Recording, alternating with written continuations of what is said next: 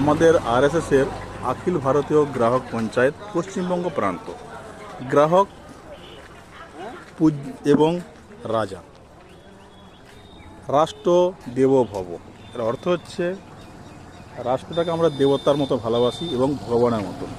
তো এই গ্রাহক সেবার আসল কাজ হচ্ছে, ধরুন প্রতিটা মানুষই গ্রাহক।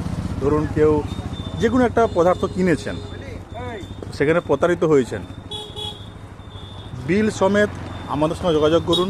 তাতে আপনার জমি জায়গা হোক, কোনো সম্পত্তি হোক, কোনো কিছু কেনাকাটা করেছেন, আমাদের সাথে যোগাযোগ করবেন। আমাদের এই অখিল ভারতীয় গ্রাহক পঞ্চায়েত পশ্চিমবঙ্গ প্রান্তর মধ্যেই অ্যাডভোকেট, জজ, পুলিশ সব কিছু পেয়ে যাবেন।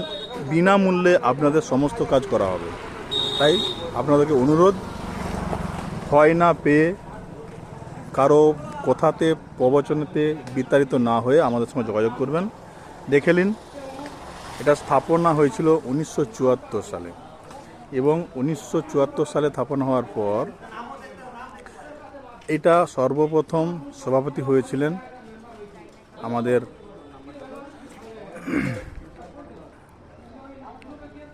শ্যামাপ্রসাদ মুখার্জি। উনি হচ্ছেন কলকাতার গোলপার্কে সর্বপ্রথম অখিল ভারতীয় গ্রাহক পঞ্চায়েত পশ্চিমবঙ্গ প্রান্তর সভাপতি হিসাবে শপথ নিয়েছিলেন। কিন্তু ব্যতিক্রম আমাদের ভাগ্যদোষে আমরা এটাকে পাবলিকের কাছে আনতে পারিনি, কারণ এর আগে ছিল কংগ্রেস, সে 70 বছর শেষ করেছে।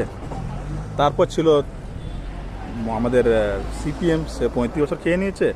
তারপর ছিল আমাদের টিএমসি, যে 15 বছর খেয়ে নিয়েছে। তো চলুন, যথারীতি আমরা এখন 2026-এ ভারতীয় জনতা পার্টিকে আনতে পেরেছি, এবং সেই আওতায় এসে সমস্ত জনগণকে এই সেবা দিতে চাইছি। তাই সকলকে অনুরোধ, আপনারা আমাদের সাথে যোগাযোগ করুন।